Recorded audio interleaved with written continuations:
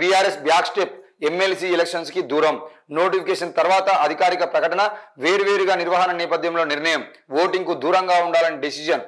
MLC ఎన్నికల్లో BRS back step వేసినట్లు సమాచారం.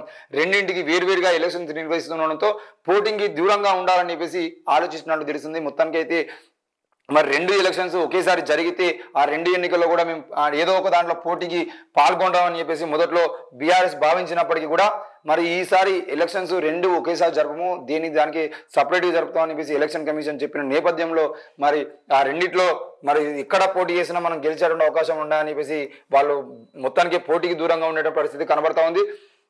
పాడి కౌశిక్ రెడ్డి, కడియం శ్రీహరి రాజీనామాతో ఖాళీ అయిన ఎమ్మెల్యే కోట, ఎమ్మెల్సీ ఎన్నికలకు దూరంగా ఉండాలని బీఆర్ఎస్ నిర్ణయం తీసుకున్నట్టు తెలిసింది.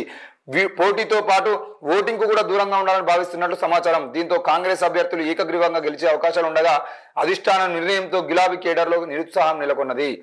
అయితే ఈ నెల 29న జరిగే రెండు ఎమ్మెల్యే కోటా ఎమ్మెల్సీలకు ఎన్నికలు ఈ నెల 11న కేంద్ర ఎన్నికల సంఘం నోటిఫికేషన్ వెలువరించనున్నది. అయితే రెండు స్థానాలకు ఒకేసారి ఎన్నికలు నిర్వహించడం కూడా రెండింటికి వేరువేరుగా ఎన్నికలు నిర్వహిస్తామని ఈసీ ప్రకటించడంతో బీఆర్ఎస్ ఆలోచనలో పడింది. 119 మంది సభ్యుల్లో సిపిఐ ఒక ఎమ్మెల్యే కలుపుకుంటే కాంగ్రెస్ కు 65 మంది సభ్యుల బలం ఉన్నది. బీఆర్ఎస్ కు 39 మంది ఎమ్మెల్యేలు ఉన్నారు. రెండు స్థానాలకు ఒకేసారి ఎన్నికలు నిర్వహిస్తే ఒక స్థానాన్ని గెలుపవచ్చని బీఆర్ఎస్ భావించింది. అభ్యర్థి ఎంపిక కోసం పేర్లను సైతం పరిశీలించింది. అయితే ఈసీ ప్రకటనతో అధిష్టానం ఆలోచనలో పడింది. వేరువేరుగా ఎన్నికలు నిర్వహిస్తే కాంగ్రెస్ కి విజయ అవకాశాలు ఉంటాయి కాబట్టి మనం పోటీకి దూరంగా ఉండాలని అనుకుంటున్నానని తెలిసింది. అయితే ఇదే విషయం మీద ఎలక్షన్ కమిషన్ రేఖ రాస్తామని చెప్పేసి బోయినపల్లి వినోద్ కుమార్ గారు మాజీ ఎంపీ అంటున్నారు.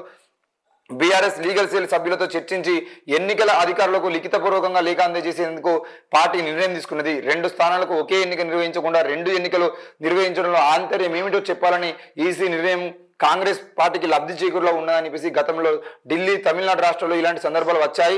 దీనిపై ఎన్నికల కమిషన్ ఏ విధంగా స్పందిస్తుందో చూడాలని చెప్పేసి కూడా మరి ఆయన అంటున్నారు. ఏది ఏమైనా కూడా మరి రెండు ఎలక్షన్స్ ఒకేసారి పెడితే మేము ఒకటి గెలుస్తాము, అందులో ముఖ్యంగా దాసోజు శ్రావణ్కు టికెట్ ఇచ్చే అవకాశాలు అనిపిస్తే అనుకున్నప్పటికీ కూడా ఈరోజు అట్లాంటిది కనబడకుండా కాంగ్రెస్ పార్టీ రెండు గెలవాలని ప్రయత్నం చేస్తున్నట్టుగా తెలుస్తోంది. మరి ఏం జరుగుతుందో ఏందో కూడా వేచి చూడాల్సిన అవసరం ఉంది.